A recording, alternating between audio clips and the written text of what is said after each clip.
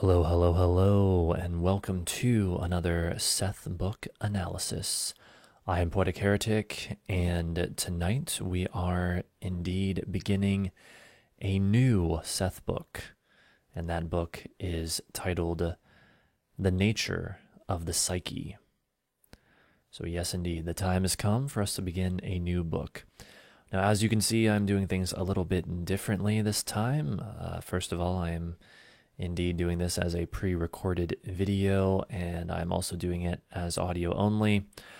I'll try to keep my remarks about this brief. If you're just interested in the material itself, then feel free to skip ahead by a few minutes or so. But basically, the reason that I'm doing this as a pre-recorded video rather than a live stream, well, first of all, I guess there's two main reasons. First of all, there have been audio issues for some time now, and it only happens about 50% of the time, but the microphone will make this staticky sound when I'm doing live streams. And as you can tell, it's not doing that right now. It doesn't do it when I just record directly through the Audacity program onto my computer. It only does it when I'm live streaming, so it seems to be something relating to that. So I decided, especially since in the near future, I should have a powerful new computer, some good news there, and I don't expect that to be happening, I decided to basically do this for now. I thought, well, why not just do a pre-recorded video for now where we can have the high quality audio. You can enjoy it. I can feel good about it because it bothers me when I can't bring high quality stuff to you guys. Like, it bothers me if I can't get things quite right. I'm a bit of a perfectionist like that. So I would much rather do it like this for now and just have the high quality audio, I decided. Though I may still do some live streams in the near future prior to getting my new computer. I'm not sure yet. We shall see. We shall just see. But fortunately, it shouldn't be too long until I get that computer, and I think it will work better because I'm not a computer expert, so I can't say this with absolute certainty, but I really, really do think it is likely something to do with just how slow my computer is, or how I should really say weak my computer is compared to modern computers. It's quite old by now. I got it in 2014, and even then I don't think it was new. So that's a bit of an issue. I think it's like the slowness of the processor, basically, or slowness by today's standards. And so while I can't say this for sure, I am reasonably certain that when I hook this same microphone up to my new computer, when I get that, which has a much faster processor and much better, like, everything basically, that will no longer be a problem. So that's one reason why, anyway, I decided to do things like this tonight, to make a pre-recorded video, and you can enjoy the high quality audio, and I can feel good about it as well. Okay, so that's reason number one. As for reason number two, as to why I'm not going live on stream right now, it's also just kind of because of how chaotic things are at the moment. I mean, I don't want to get deep into it because that's not the subject of this stream, but I'm just, like, surrounded by wretchedness right now. I'm in the middle of a completely outrageous situation. I guess, as Seth would say, though, my beliefs form this reality. Well, I don't care what formed this reality. I know what I'm going to do about it. I'm going to be making a little phone call in the morning after I'm done recording. Well, a little while after I'm done recording this. It's actually it's 2:59 a.m. right now, by the way, as I speak, as I'm recording this. So it's just, I don't know, like, things have just been so crazy. I kind of don't really want to create the additional pressure, I guess, of doing live streams as much as I normally would right now. But know that, of course, this is only temporary, and I'm sure I'll get back to streaming regularly soon enough. Also know that astrologically speaking, Uranus is currently applying to a conjunction to my moon, which perfects for the first of 3 times on June 1st.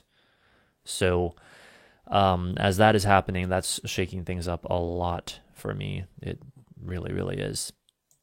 And so basically, if I try to keep things ordinary right now, keep things from being out of the ordinary, perhaps I should say, it would just be a losing battle. It would be unthinkable, undoable. It's like Uranus is shaking things up, and I just kind of have to go along for the ride here. And I think, contrary to what Seth may teach, I think that is true regardless of what I believe. It's one of the things I like about astrology is I believe it can give you as objective of a viewpoint of reality as is possible. But of course, that is just my opinion / perspective.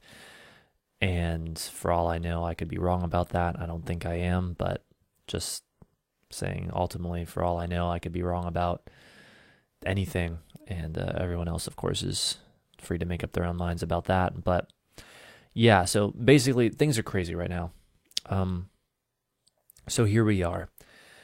And then my not doing this as a video, my doing it as audio only, that's mainly just because doing video also would take an exceptionally long time. Did I mention my slow computer? To render. I mean, I know I've done it before, but just to do that in the midst of all this madness right now, I mean, it would just be too chaotic. I'd rather just do this as audio only. So, and besides, it's almost a more chill vibe, I guess, when it's audio only. At least it is for me recording this. We can just kind of relax and enjoy this steady unfoldment. So anyway, I apologize for the lengthy introduction, but I mean, if you listened to this and didn't like it, and I told you could have skipped ahead, so it's kind of your own fault, no offense. But so anyway, then without further ado, let us begin here. Just pull this up. I'm actually going to read this off of my computer rather than my tablet as usual, because I mean, kind of no reason to use my tablet when I'm not doing a stream, because my computer screen is not occupied. So anyway, I hope you're enjoying the improved audio quality that this affords us. I know I certainly am enjoying it already. I did some testing before this. So sit back, relax, and enjoy this analysis of the nature of the psyche. I should mention, as always, in case you are new, that as usual, I will be both reading and commenting on the material, but most of the time I'll be reading. Usually I'll keep my commentary, usually I keep my commentary to a minimum. I just kind of comment when I think of something. So, as I so often do in my live streams, I do have my cup of green tea here beside me, and I think I can, I don't know, can I sip it without the microphone picking it up? Let's find out.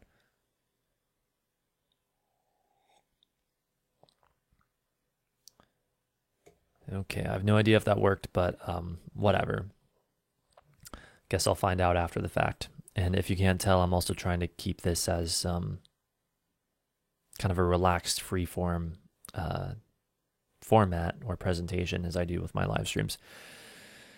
So that's why I'm not editing out every little pause. Okay, so anyway, enough of the preliminary stuff. Let us begin now with the nature of the Psyche, a Seth book by Jane Roberts. Contents. Introduction by Jane Roberts. Chapter 1, The Environment of the Psyche. Chapter 2, Your Dreaming Psyche is Awake. Chapter 3, Association, the Emotions, and a Different Frame of Reference. Chapter 4, The Psyche in Relationship to Sexual Elements, the He and She, the She and He. Chapter 5, The Psyche, Love, Sexual Expression, and Creativity. Chapter 6, The Language of Love, Images and the Birth of Words. Chapter 7, The Psyche, Languages, and Gods. Chapter 8, Dreams, Creativity, Languages, and quote-unquote cordellas. Or maybe that's cordellas, I'm not sure. Seems kind of like Spanish or something, I have no idea. Chapter 9, Characteristics of Pure Energy, the Energetic Psyche, and the Birth of Events. Chapter 10, Games that Anybody Can Play, Dreams and the Formation of Events. Chapter 11, The Universe and the Psyche. And then there's about the author and the index. Okay. Introduction by Jane Roberts. As I write this introduction, I've already forgotten those many anonymous nights during which Seth, my trance personality, dictated this book. Only the session notes taken by my husband, Robert Butts, tell me what particular daily events we were engaged in during the time of the book's production. One thing is certain. On session nights I went into trance and, as Seth dictated these chapters, the triumphs and defeats of any given day have more or less vanished, but those nightly hours are somehow contained in these pages, and to that extent they endure. Is Seth actually my trance personality, though? A native of timeless psychological realms who sends his messages to our time-tinted world? Or am I Seth's trance personality, living in space and time, nearly forgetful of my heritage? Perhaps I'll never really know. My continuing experiences, however, show me that Seth's personality is stamped upon the sessions and his writings, and perhaps also upon my own consciousness in unique ways. Unless I quote-unquote turn into Seth, go the whole way, alter my very psychological alignment, unless Seth smiles and speaks, there is no Seth material. So although only 2 people are in our living room on session nights, it's also quite fair to say that we aren't alone. I know very well that there were evenings when I quote-unquote should have held our regular Seth session, but didn't, for reasons also forgotten. Perhaps I didn't feel up to par, or sat at my desk, involved in my own writing. Perhaps an unbidden guest dropped by, or holidays intruded. Actually, I was quite concerned with the quick passage of time, and the pressure to prepare manuscripts for publication. During the period that Seth was dictating this book, Rob was typing the 2 volumes of Seth's previous work, The Unknown Reality, and adding innumerable notes that correlated Seth's material with that of his earlier books. I knew that on session nights, Rob quote-unquote lost his work time on that project, and he still had to type up the latest book session on the following day, while all I had to do was... what? Turn into Seth. Many correspondents write commenting on the dramatic development of the sessions. Correction, commenting on the dramatic element of the sessions, and surely the entire affair is a richly evocative psychological drama. Most people, however, don't realize the time or work required to keep up with Seth's seemingly endless creativity, the sessions to be typed, the various stages of manuscript preparation, or the simple persistence necessary so that the sessions continue despite life's normal distractions. Rob typed Seth's other books, Seth Speaks, The Eternal Validity of the Soul, The Nature of Personal Reality, and the 2 volumes of The Unknown Reality, added his own notes, and did almost all the work of preparing them for publication. He was still working on the quote-unquote unknown reality when Seth finished the present book. Then almost immediately Seth began another, The Individual and the Nature of Mass Events. I'd been producing my own books during this time and getting them ready for publication, so surely Seth wasn't taking up any creative slack of my own. Still, I stared at Psyche when Seth finished it, wishing that he could type too. I thought back to all of those unremembered trance hours, looking at them from a different standpoint, and almost startled by a simple thought that just hadn't occurred to me in quite that way before. Those trance hours were productive. They yielded results in the world of time. That trance consciousness, by whatever name, knew what it was doing. And I wondered, what must I look like to Rob as I leaned forward as Seth, smiling? My glasses off, Seth's eyes darker than mine. Joking as Seth, gesturing, waiting while Rob got me, Jane, a beer.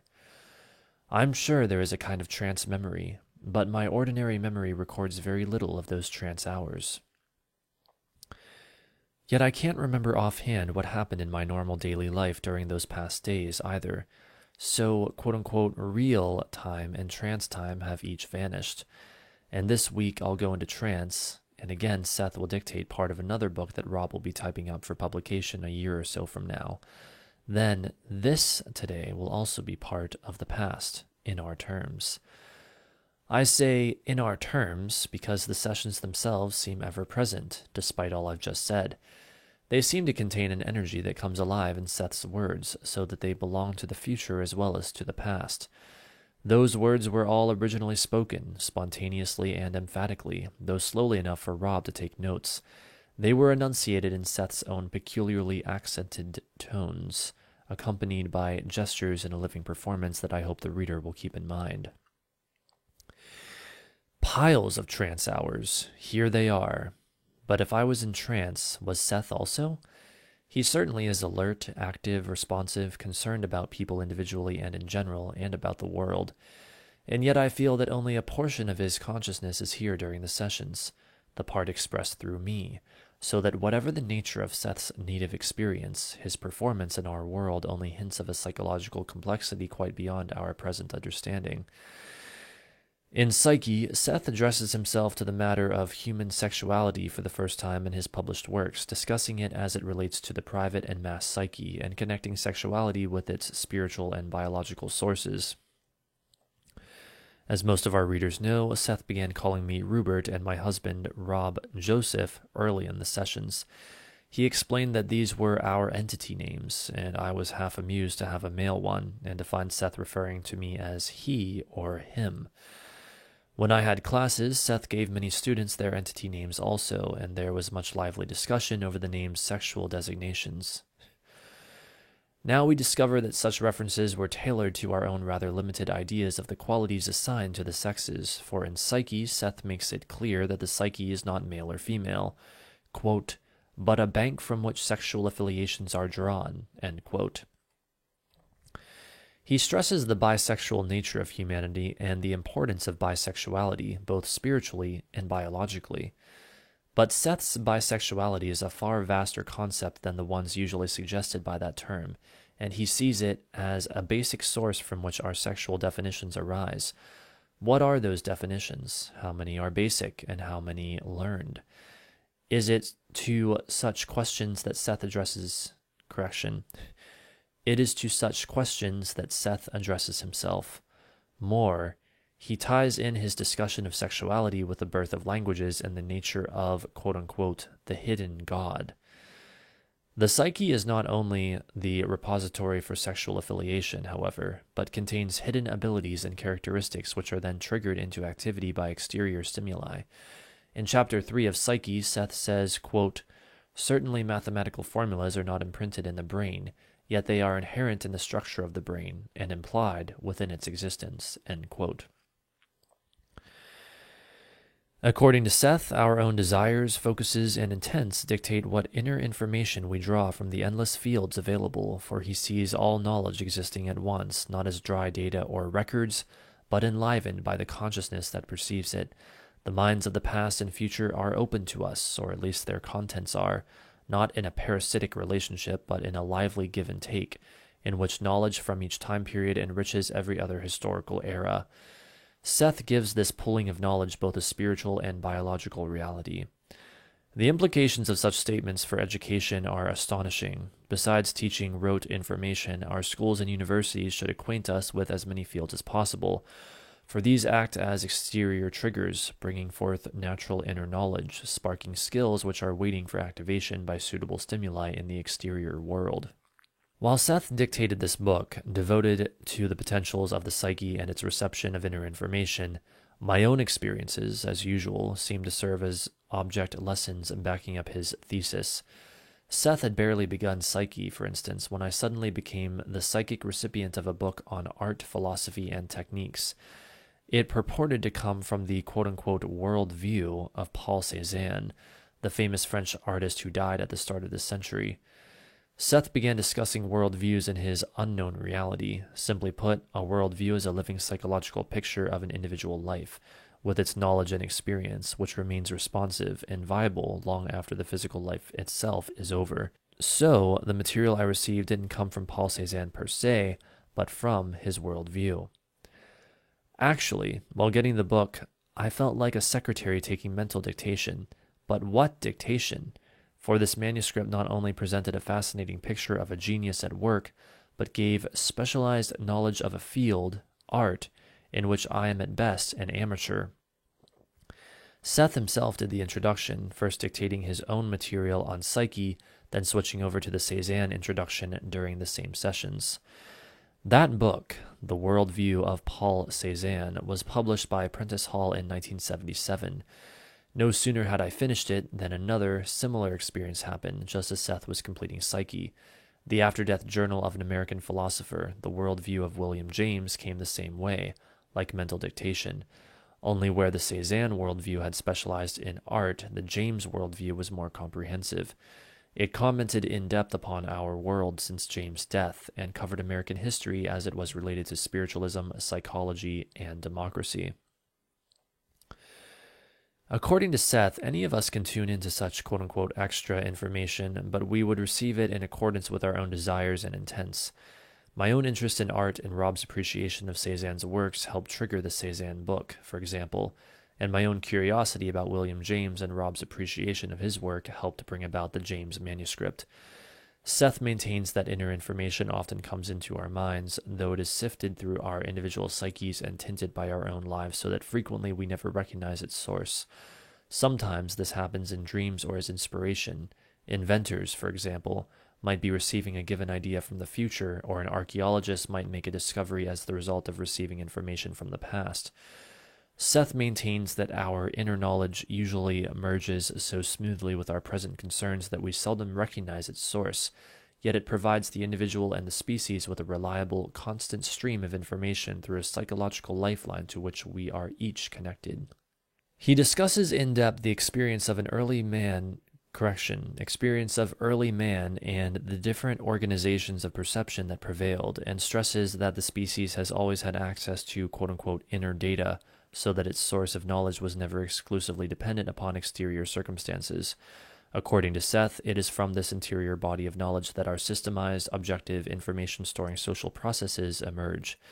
It follows, then, that precognition would be involved in evolutionary alterations, so that the various species would prepare themselves in the present to take on those changes that would be necessary in the future. And in all of this, as always, Seth stresses probabilities as playing a vital role in the development of the individual and the species, and as representing the basis for free will. He sees the psyche experimenting privately with probable actions in the dream state, and envisions humanity's mass dreams as providing an inner vehicle by which man chooses global events.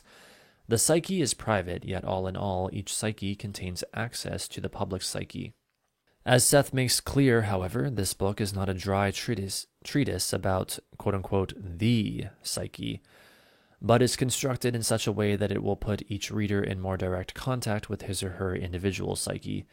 It includes many exercises to acquaint each person with that deeper portion of the self, and invites the reader to search into his or her ideas and experiences on many levels.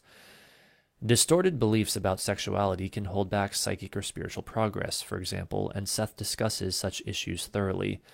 The questions of lesbianism and homosexuality are also considered, along with their private and social effects. We were most eager to get this particular material to the public, since many correspondents write requesting Seth's views on sexuality. This desire, coupled with Seth's seemingly endless creativity, led us to a decision. From now on, the Seth books will carry far fewer notes. In the 2 volumes of The Unknown Reality, Rob tried to correlate Seth's views on various subjects, tracing them backward to his earlier books, and often to unpublished material, showing the context in which the books were written. Wait a minute. So that led them to a decision. From now on, the Seth books will carry far fewer notes. Clearly a decision that was changed by literally just a couple books from this one. Clearly a decision that was changed by, I can't actually remember the title of the book right now. Was it The Individual and the Nature of Mass Events? No, I think it was the one that came after that, but I don't know, like a couple of books down the road or something. I forget the order of them at this point, but believe me that the lengthy notes return in full force as we get a little bit more down the road. So I find that kind of funny that they're saying that in this introduction, but times change, people change, decisions have to change. I totally understand that. I just think it's kind of funny. Okay, so where were we? Now we will include usual session notes, but the reader will have to keep track of the development of the theories or correlate them with previous Seth books at his or her leisure. At this writing, Seth is nearly halfway through The Individual and the Nature of Mass Events, which will show where and how private beliefs become public events. I've finished for publication Emir's Education in the Proper Use of Magical Powers. The entire first chapter came in a dream, and The Further Education of Oversoul 7. All of this, Seth's books and my own, surely gives evidence of the psyche's vast creativity and of its abilities to perceive and use information that comes from the inner as well as from the exterior environment. Books are my specialty. For others, this creativity may show itself in family relationships and emotional comprehensions, in the other arts, in the sciences, in sports, or simply in lifting the quality of living to a newer, richer level. All right, and that is it for that introduction. Okay, so are we still recording here? Yes, we are. You can see that with Audacity here. I just pulled it back up. All right, so far so good. I don't know. I might edit a little bit of this later. Like I might go back and just edit it slightly since it's. I have to say, so far it's.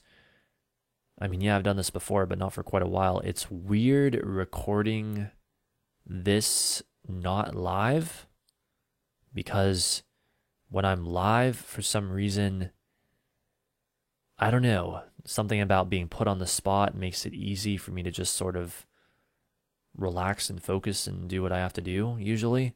But doing this as pre-recorded, even though you would think it would be the same, if not easier, is actually almost harder to continue to relax and focus and keep this going. So I don't know, that's kind of weird. It's like the fact that I know that I can change it or edit it after the fact makes me not focus as much or something. So I don't know, but whatever. Regardless, the show must go on. So indeed, we're about to begin chapter 1. Just take another sip of tea. My sips of tea can just be like some intermittent ASMR. There you go. And then I can start talking in like a whispery voice at some point as well. I'm just kidding. Here, let's continue. Chapter 1, The Environment of the Psyche. Session 752, July 28th, 1975, 9:25 p.m. Monday. At supper time this evening, I told Jane that tonight she was going to start dictating a new book for Seth, the quote-unquote energy personality essence for whom she speaks while she's in trance, and that she was going to do the notes also. I'd record the quote-unquote sessions, adding times, dates, and the bare sort of other material, so that Jane could build up her own notes around those ingredients. My idea here was that as soon as I had a session typed from my original quote-unquote shorthand, Jane could add whatever she wanted to about her trance states, feelings, or ideas, while the session circumstances were still fresh in her mind. I told her that I didn't care if the book was short, medium, or long, or whether it took 6 months to produce, or a year, or 5 years. If she held 1 or 2 sessions a week, or 1 a month, it would still give her a book in the works, and she would have that comforting knowledge. I said that if she preferred no notes, that was all right with me too. Seth finished dictating his last book, The Unknown Reality, a Seth book, 3 months ago, in the 744th session for April 23rd. Jane finally admitted earlier today that she has had only 7 sessions since then because she didn't want to make too much extra work for me while I'm busy with the complicated notes for that book. As soon as I realized why she was holding off, I decided to put her back to work on the Seth material, even though she hasn't yet finished her own psychic politics. Interesting. So I guess Jane had a sort of hesitation about beginning a new book and not wanting to put too much pressure on Rob, not wanting to give him too much work. And now he's saying here that he decided to put her back to work. Oh my. Okay, well. Jane said very little when I sprang the idea of a new book on her during the supper hour. Quote, "You took me by surprise," unquote, she said at 9:10 as we sat for the session. "You called my bluff or something," end quote. "Just the way I planned it," I said. "You'll have to be lenient with me. If I'm going to do the notes, there won't be many, and I don't know about a new book tonight. At least, I don't have an idea in my head." "You don't need any. Which would you rather do?" I joked. "Start a new book or give birth to a child?" "This," she said promptly, meaning the session. "But you have 9 months to get used to having a baby, and I'm not ready for either of the books Seth has mentioned doing, the Christ book or the one he talked about last month on cultural reality. So what could a new one possibly be about?" I laughed as I watched her procrastinate. We talked for a few moments, then Jane said, somewhat wonderingly, "I think I've got the title. It's The Nature of the Psyche, its human expression. I'm not sure, but I think that's it." End quote. So it seemed that we were about to get underway with another excellent production from Seth with Jane's considerable, indeed vital, help. I understood that she might be a little concerned about his starting a new book on such short notice, but on the other hand, I had no doubt at all that Seth and Jane could do it.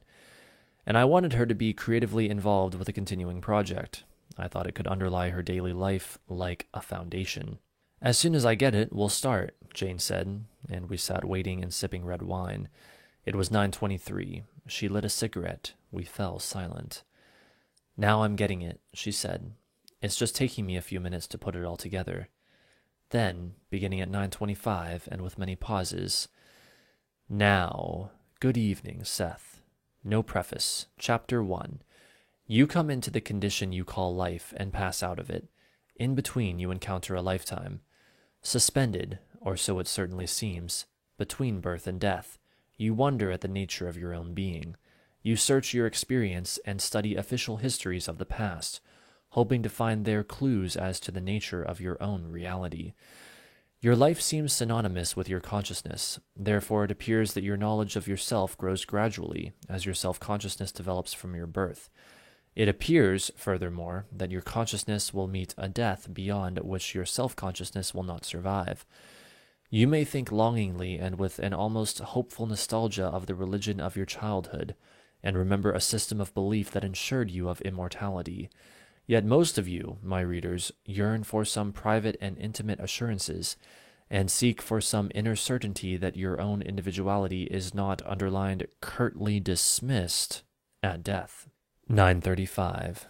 Each person knows intuitively that his or her own experiences somehow matter, and that there is a meaning, however obscured, that connects the individual with a greater creative pattern.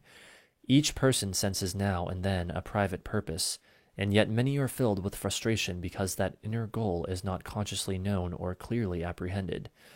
Pause. When you were a child, you knew you were growing toward an adulthood. You were sustained by the belief in underlined projected abilities. That is, you took it for granted that you were in the process of learning and growing. No matter what happened to you, you lived in a kind of rarefied psychic air, in which your being was charged and glowing. You knew you were in a state of becoming. The world, in those terms, is also in a underlined state of becoming. In private life and on the world stage, action is occurring all the time. It is easy to look at yourselves or at the world, to see yourself and become so hypnotized by your present state that all change or growth seems impossible, or to see the world in the same manner. You do not remember your birth as a rule. Certainly it seems that you do not remember the birth of the world. You had a history, however, before your birth, even as it seems to you that the world had a history before you were born.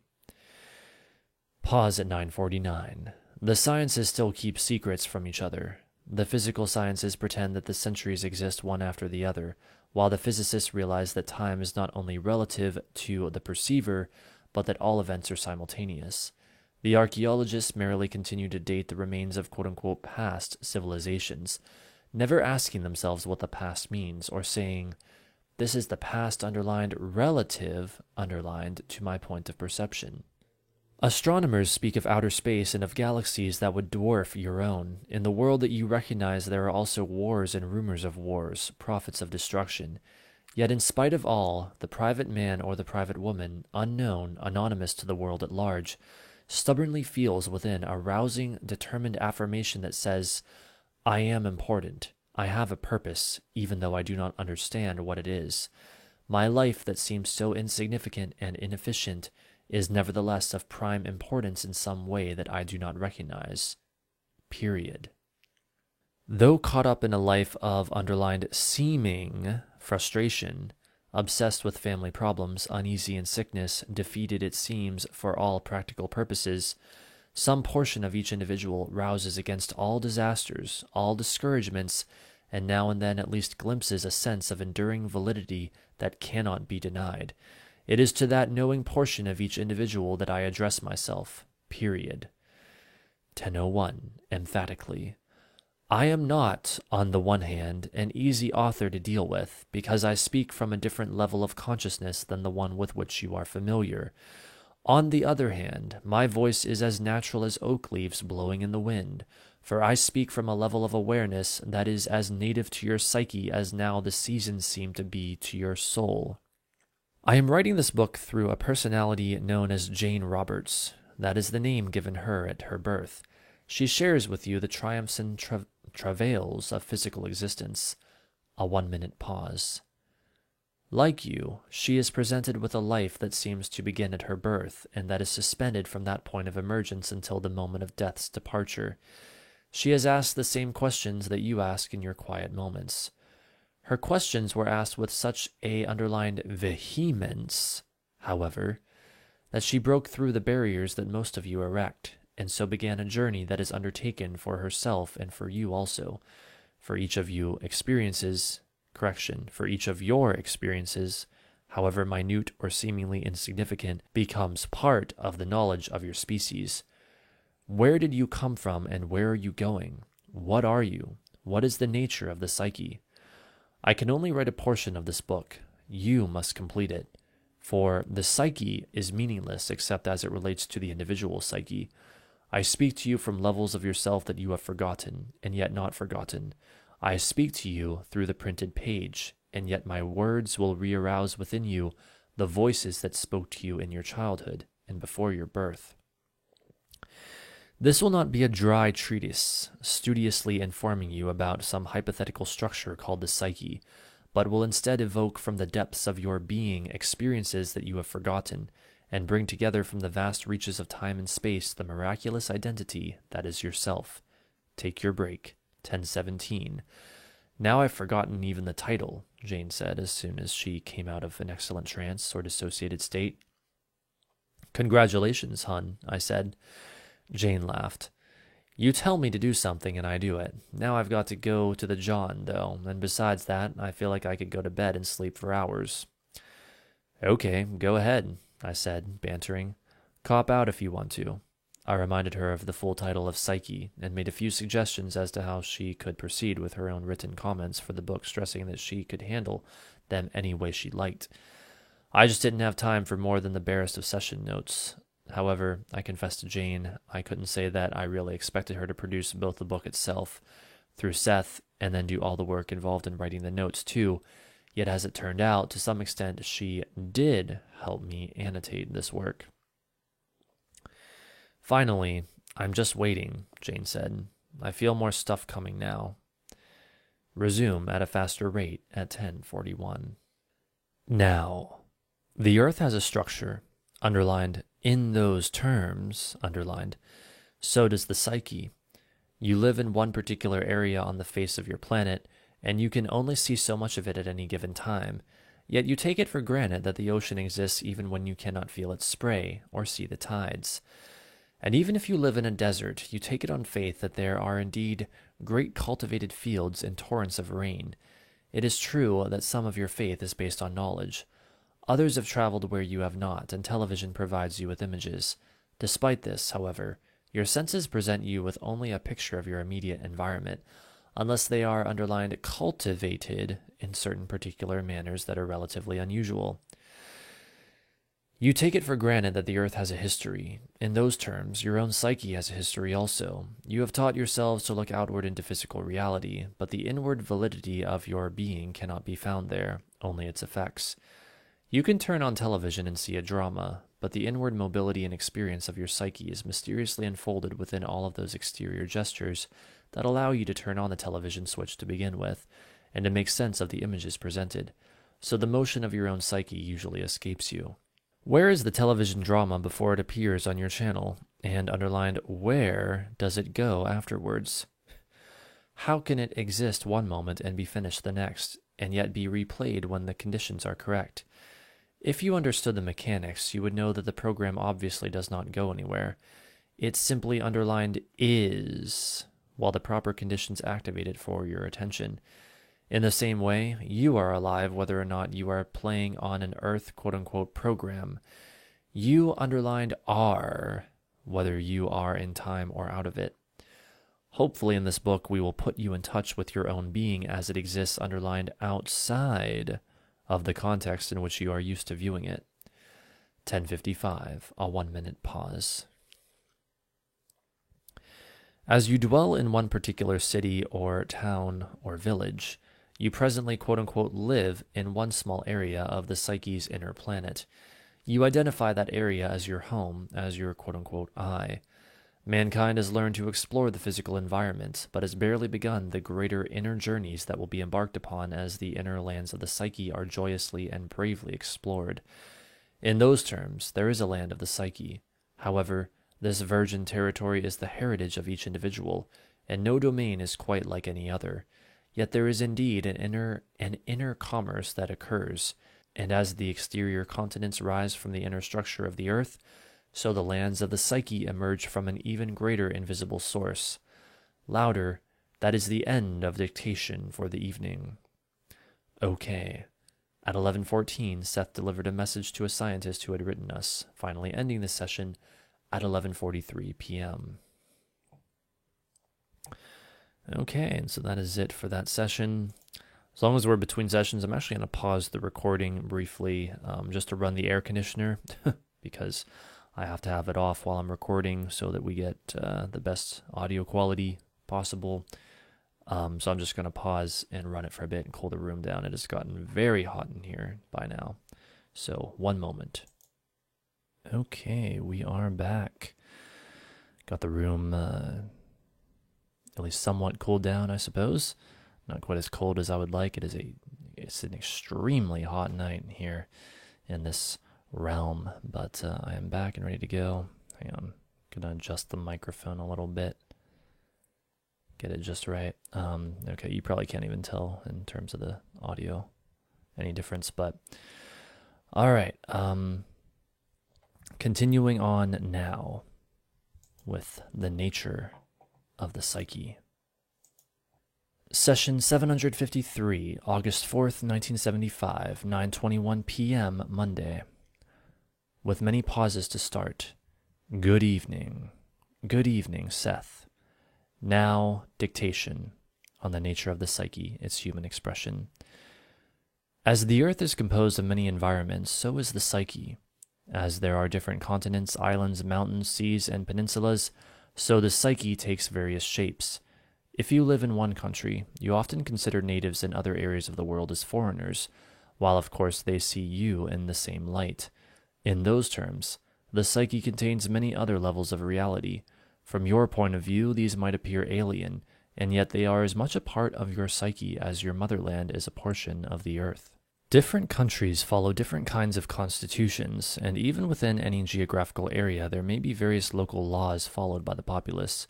For example, if you are driving a car, you may discover to your chagrin that the local speed limit in one small town is miles slower than in another.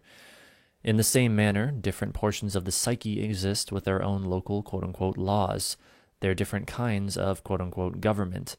They each possess their own characteristic geography. If you are traveling around the world, you have to make frequent time adjustments. When you travel through the psyche, you will also discover that your own time is automatically squeezed out of shape. If, for a moment, you try to imagine that you were able to carry your own time with you on such a journey, all packaged neatly in a wristwatch, then you would be quite amazed at what would happen. 934.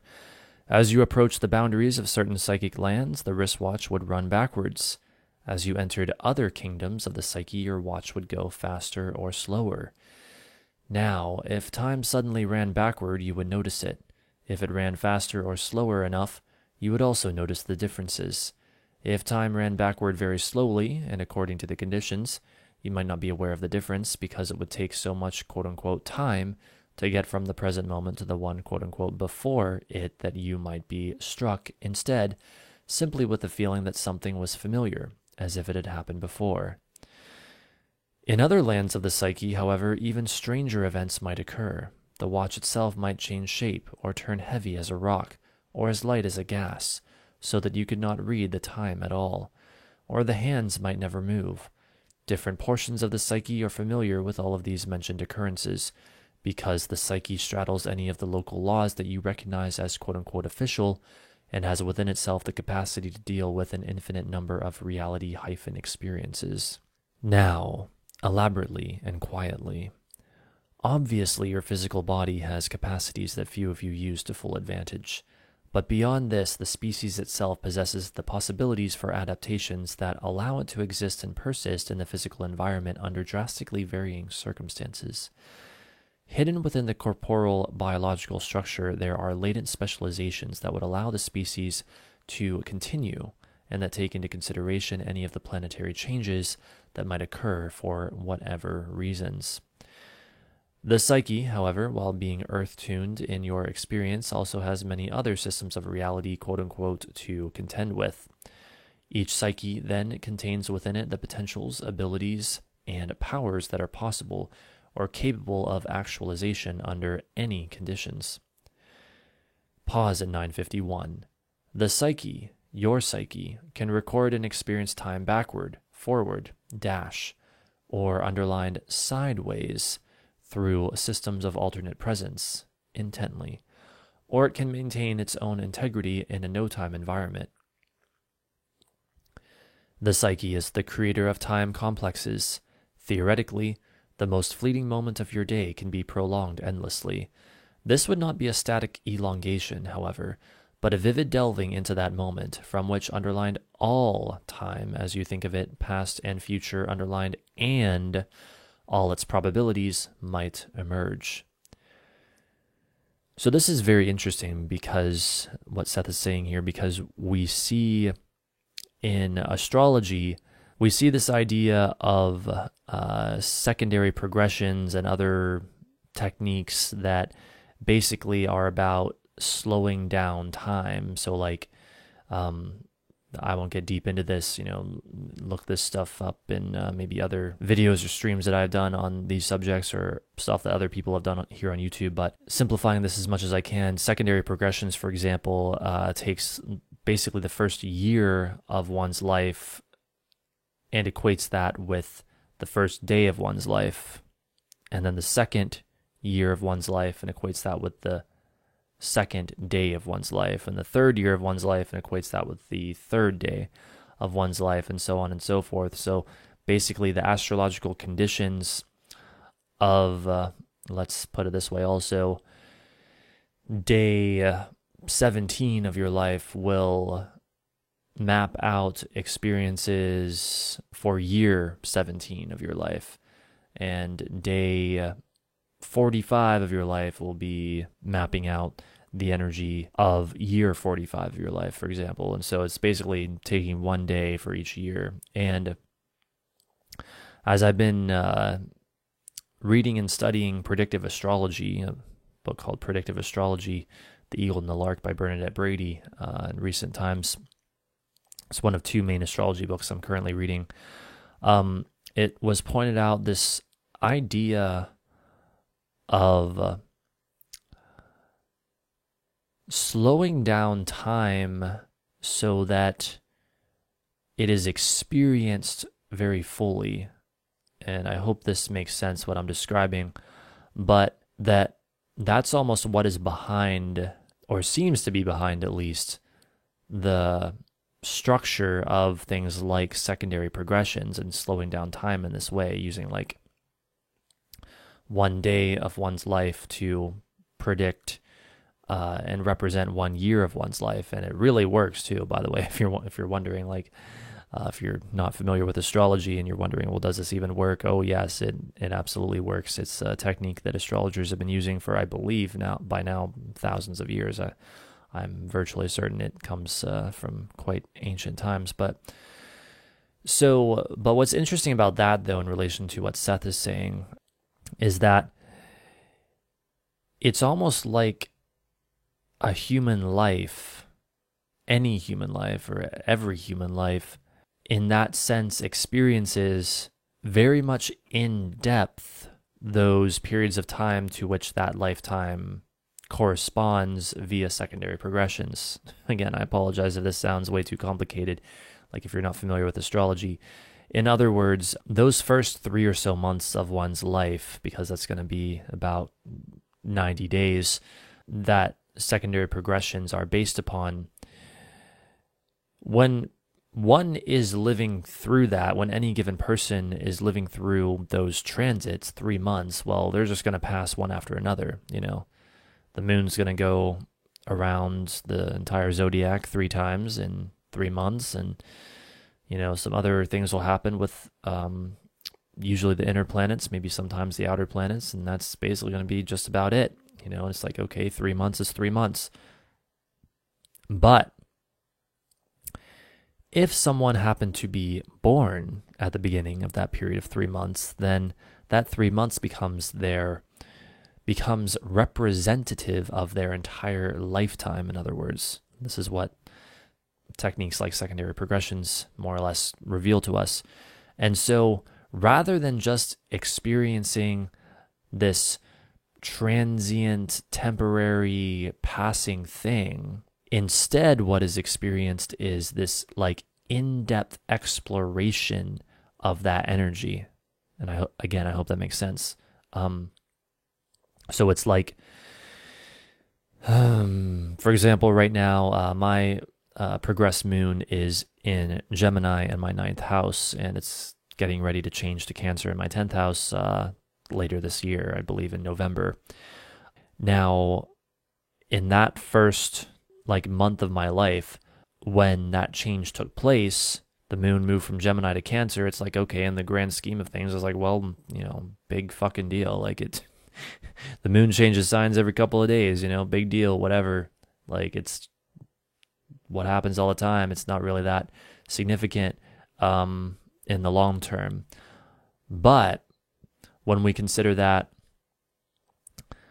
in terms of the imprint that it had on me, and continues, always has on me, has on me my entire life, and same with everyone else, all of a sudden the moon changing from Gemini to Cancer becomes very, very significant. It becomes extremely important, extremely relevant. And so this idea of time being not just this linear thing that we experience it as in our day-to-day lives is actually something that is reflected in astrology, and not in some sort of out there metaphysical way, really, but in what ultimately is a very practical way, on a very practical level, on a very practical predictive astrology level. That just kind of reminded me of that. I don't know. I don't want to dwell too long on this, but indeed, my specialty is astrology, and so I couldn't help but think of that. And also because I've been reading more about secondary progressions recently, as I've been sort of reading and studying that predictive astrology book. It's one of 2 main books that I'm currently reading and studying. Couldn't help but think of that in relation to what Seth is saying here about this slowing down of time, or he's also saying speeding up of time. Yeah, that time is more than what we think it is. Time has more to it than what we think it has to it. And yet, paradoxically, everything is always now. But actually, as I'm looking at this text in front of me again right now, I have to say again, it's interesting as Seth says, this would not be a static elongation, however, but a vivid delving into that moment from which all time, as you think of it, past and future, and all its probabilities might emerge. So again, like Seth is kind of, he's not talking about secondary progressions.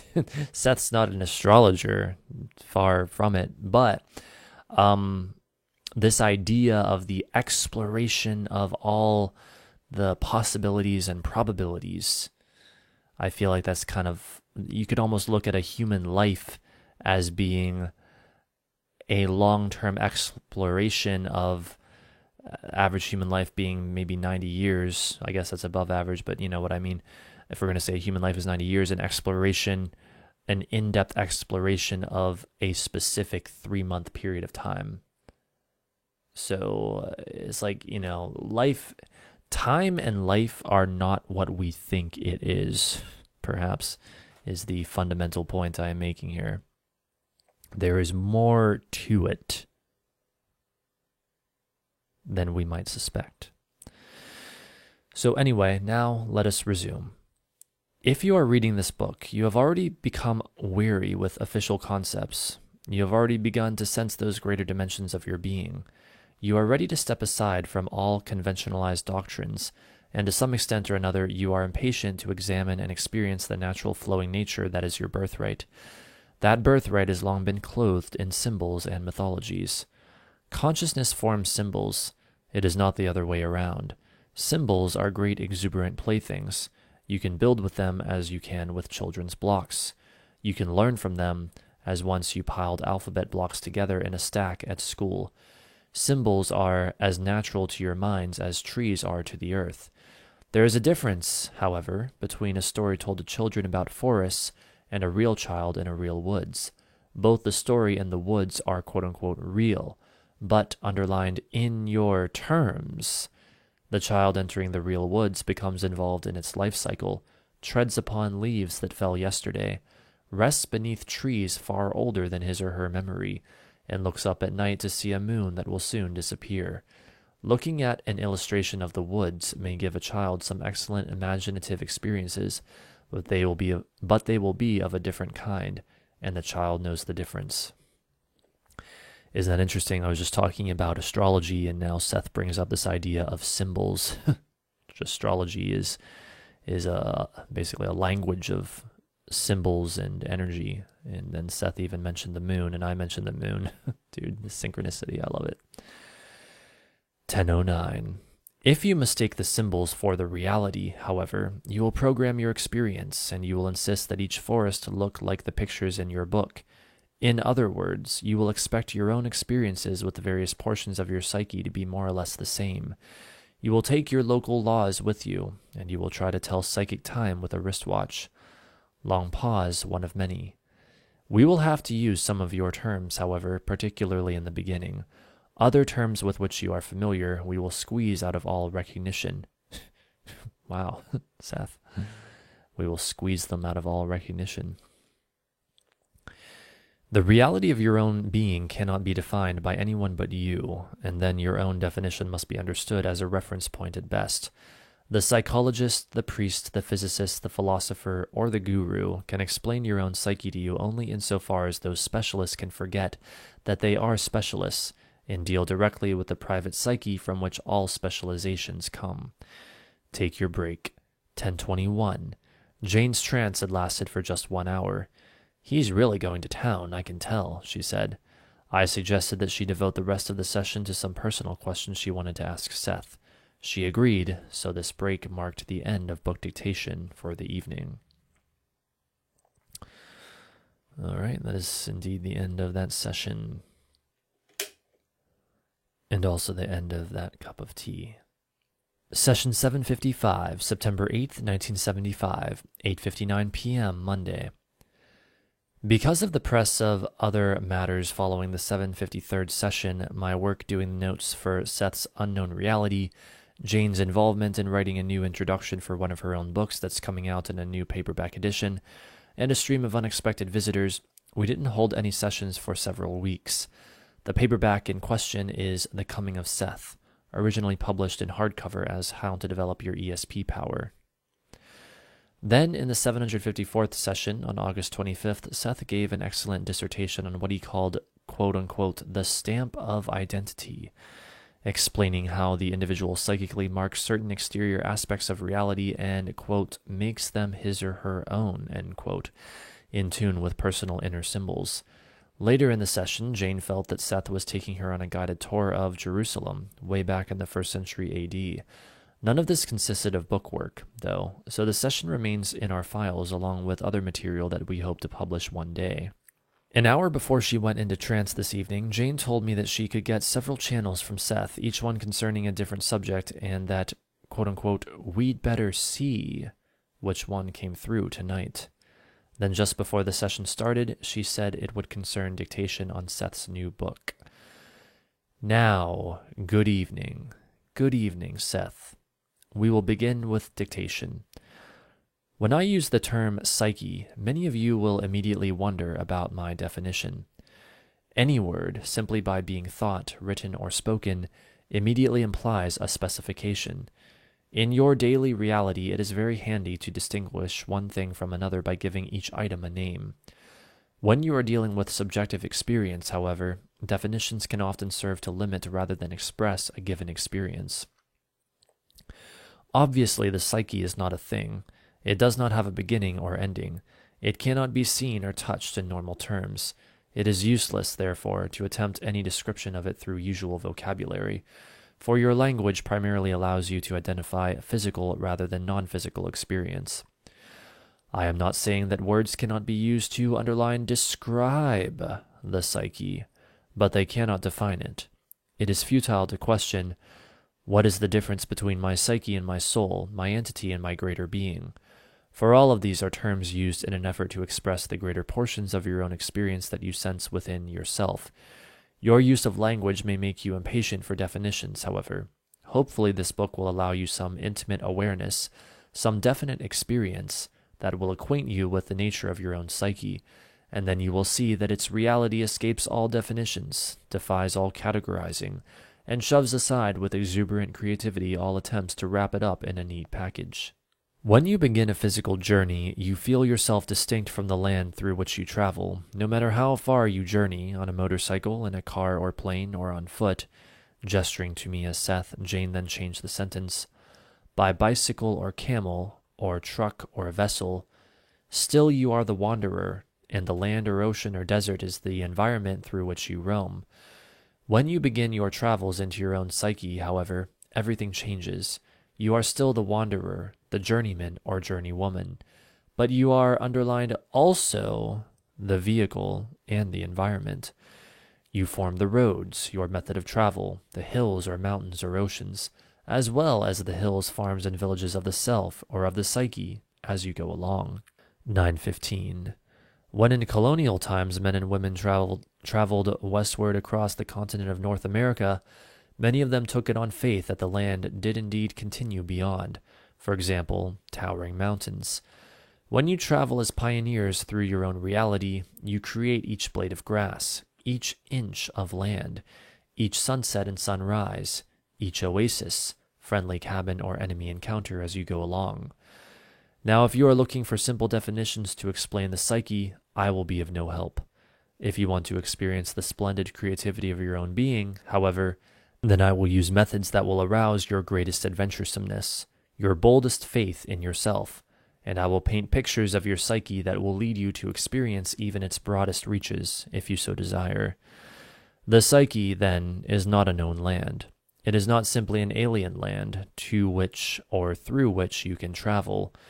It is not a completed or nearly complete subjective universe already there for you to explore. It is, instead, an ever-forming state of being in which your present sense of existence resides. You create underlined it, and it creates underlined you. Long pause. It creates in physical terms that you recognize. On the other hand, you create physical time for your psyche, for without you there would be no experience of the seasons, their coming and their passing. There would be no experience of what Rupert, Seth's quote-unquote entity, name for Jane, calls, quote, the dear privacy of the moment, end quote. So if one portion of your being wants to rise above the solitary march of the moments, other parts of your psyche rush, delighted, into that particular time focus that is your own.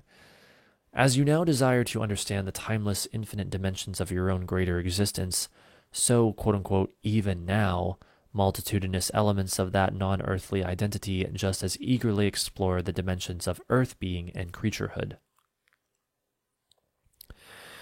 9:30. Earlier, I mentioned some odd effects that might occur if you try to take your watch or other timepiece into other levels of reality. Now, when you try to interpret your selfhood and other kinds of existence, the same surprises or distortions or alterations can seem to occur. When you attempt to understand your psyche and define it in terms of time, then it seems that the idea of reincarnation makes sense. You think, of course, my psyche lives many lives physically, one after the other.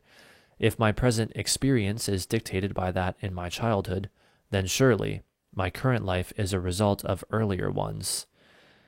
And so you try to define the psyche in terms of time, and in so doing you limit your understanding and even your experience of it. Long pause. Let us try another analogy. You are an artist in the throes of inspiration. There is before you a canvas, and you are working in all areas of it at once. In your terms, each part of the canvas could be a time period, say, a given century.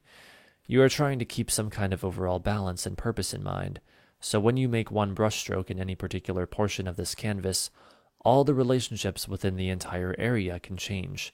No brushstroke is ever really wiped out, however, in this mysterious canvas of our analogy, but remains, further altering all the relationships at its particular level.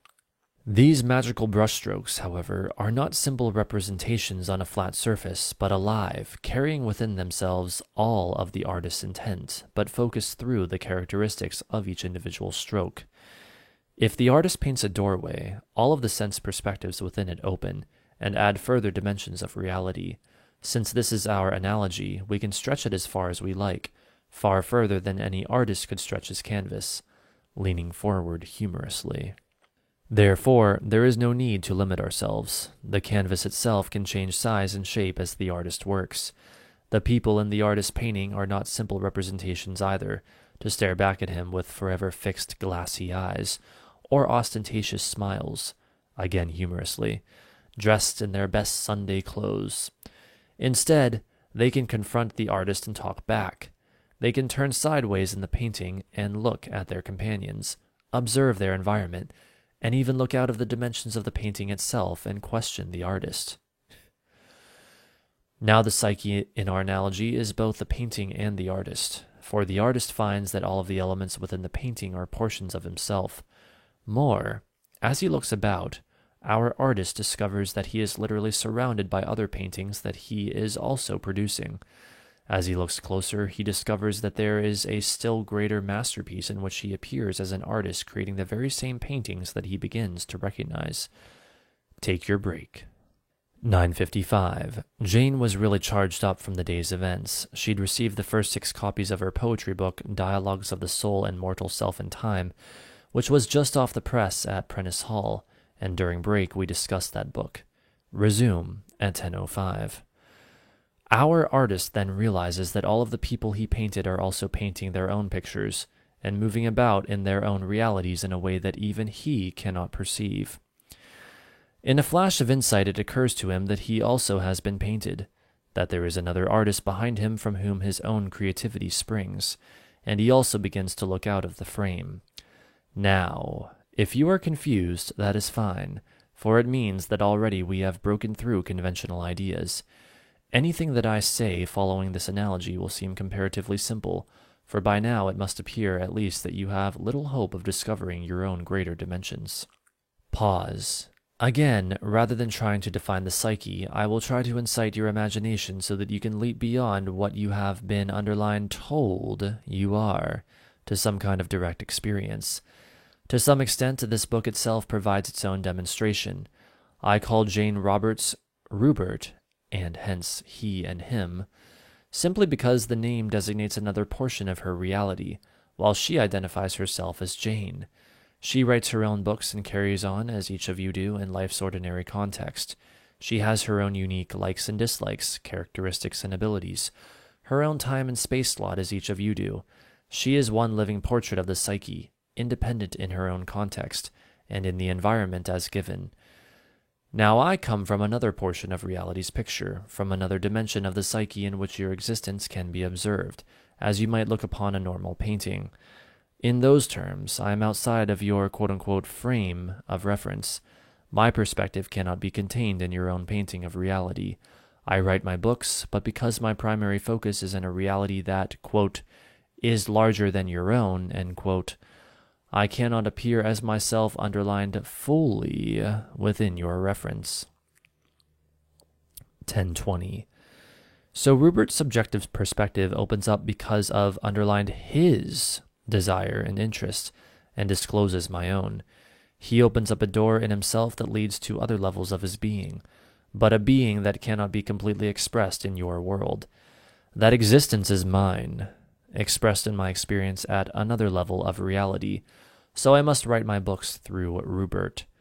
Doors in the psyche are different from simple openings that lead from one room to another, so my books only show a glimpse of my own existence. You all have such psychological doors, however, that lead into dimensionally greater areas of the psyche, so to some extent or another I speak for those other aspects of yourselves that do not appear in your daily context. Beyond what I recognize as my own existence, there are others. To some extent I share in their experience, to a far greater extent, for example, than Rupert shares in mine. 1029. You had better give him some beer and cigarettes, and we will continue. All right. On some relatively few occasions, for example, Rupert has been able to contact what he calls Seth II. That level of reality, however, is even further divorced from your own. It represents an even greater extension of the psyche, in your terms. Long pause.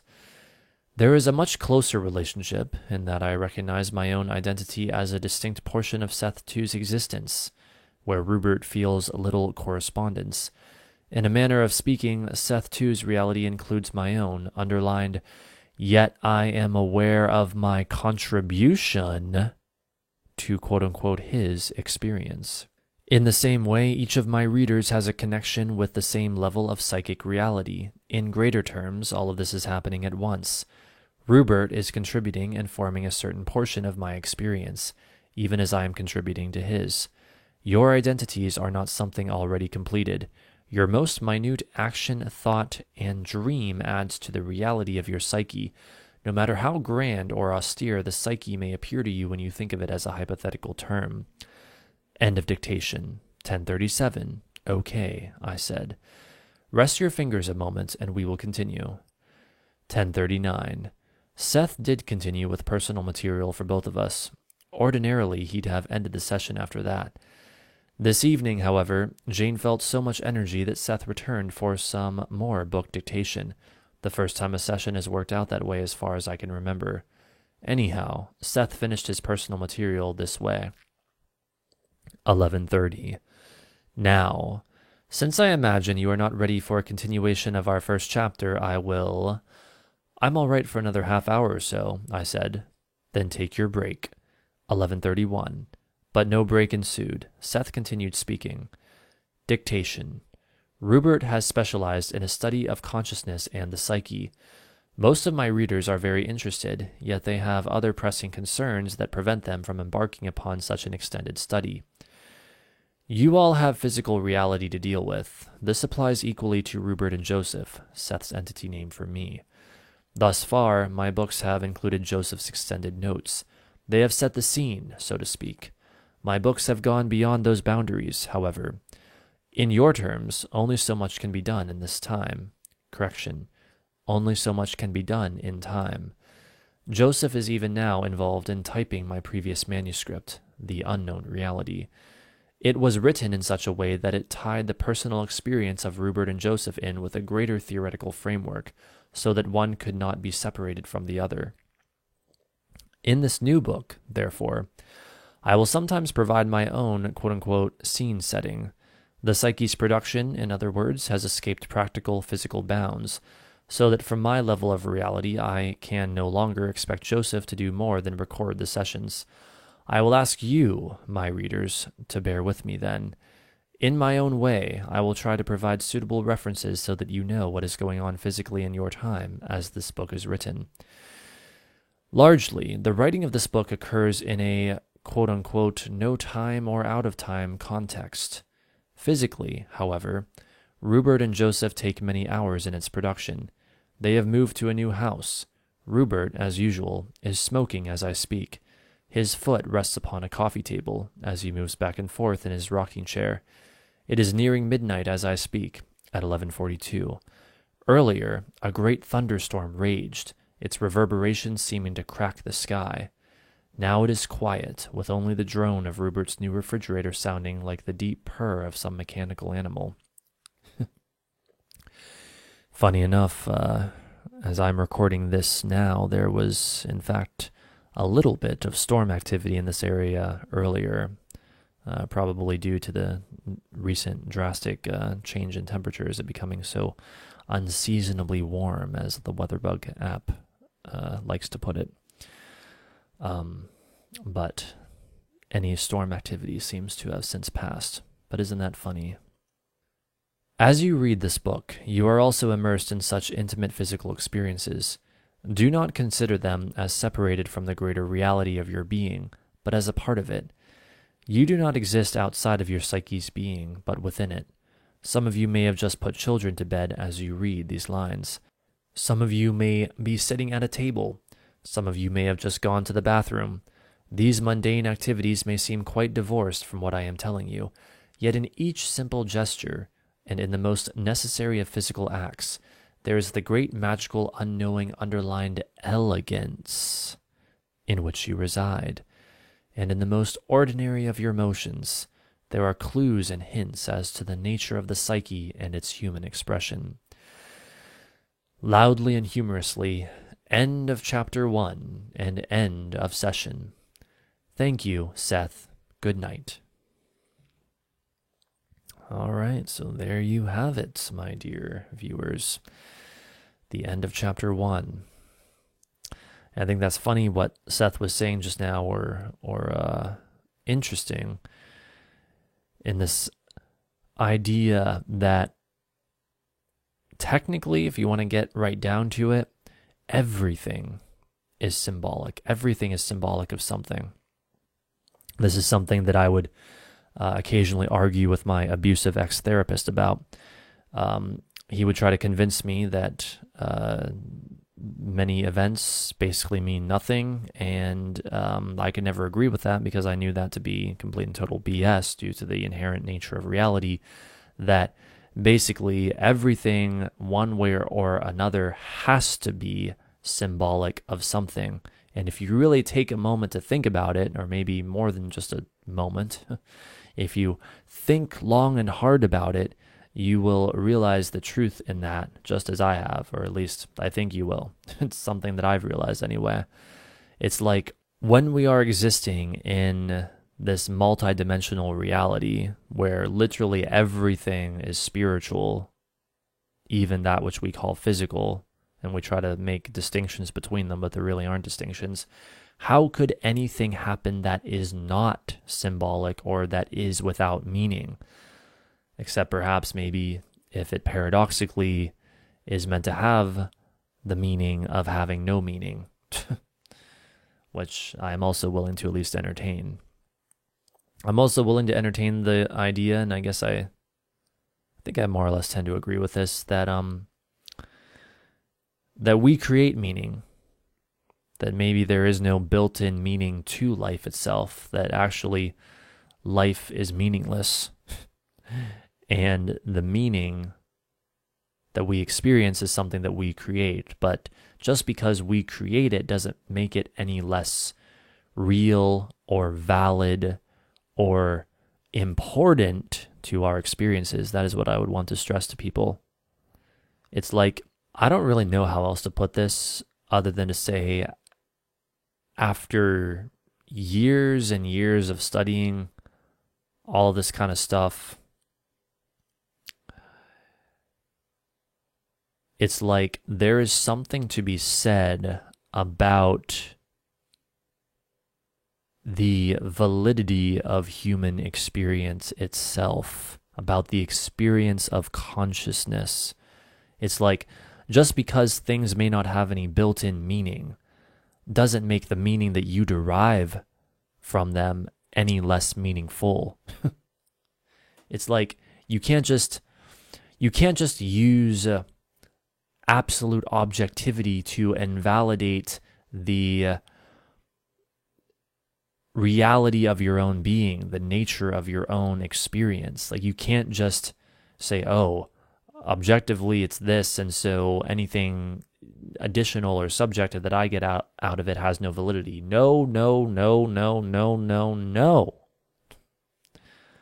I mean, you're free to believe that if you want to, but I highly recommend not. So anyway, all right, well, I think that's a good place to stop it then. I kind of like to keep going because I feel like this is a little bit on the short side, but at the same time, this seems like the perfect place to stop. So thank you so much for listening to this. If you have listened this far, let me think if I have any closing remarks here. I guess I'll just say that I enjoyed doing this recording in this way as a pre-recorded audio-only video. It was quite nice and relaxing, and the audio quality, of course, should be very, very good compared to what we normally have. Even compared to when we're not experiencing that wretched, annoying static, it should still be much better because it's not like being filtered constantly or whatever the hell YouTube does to it. So I don't know. I might even actually do this sometimes after I get my new computer. I really don't know yet. We'll have to see. Maybe do that with this specific content, and then maybe do other kinds of streams as still actual live streams, like tarot card analysis streams and things of that nature that often require enough, or at least at times require a more visual approach. So yeah, we shall see. Speaking of which, in terms of anything else I'm going to put out in the near future, I don't know. With everything that's going on right now, I really don't know. But we'll see if I can perhaps handle doing some additional streams. We'll see what, if anything, I can handle in the near future. Definitely once I get my new computer. Obviously, that will clear up a lot of the complications, since so much of the complications right now have to do with that. And I'll be streaming at least more then, I'm sure, or at least I would think so when I get that. So I guess those out there who enjoy my rather strange and occult content can look forward to that. Let me think if there's anything else. Doing live tarot readings this Friday. I will try to make it on time for that. I don't know. I might just have to roll out of bed and go live, I guess. I really have no idea. Things are just so absurd right now. But I will try to do that, and I'll try to keep that up every Friday. I know that those streams are some of my most popular content. People like getting tarot readings, and I appreciate that. Which, by the way, I do those, or at least try to do those, every Friday at 7 p.m. Eastern Time on this channel. If you want to come by and get a tarot reading, it's donations for any amount, or tarot readings for donation of any amount, meaning you can pay as little as $1, and I'll be happy to give you a tarot reading on any question of your choice, as long as it is ethical. And of course, as usual, astrology readings / consultations in those streams are also available for donations of $20 or more. Again, that's every Friday at 7 p.m. Eastern Time. Now, in terms of doing any forecasts for June. Oh boy, I really wanted to do some astrology ones, but at this point, I don't think I'm going to be able to do that this month, unfortunately, because to do those in the way that I did for May, and which is also the way that I really want to do them, it takes a considerable amount of time to, type all that out and calculate the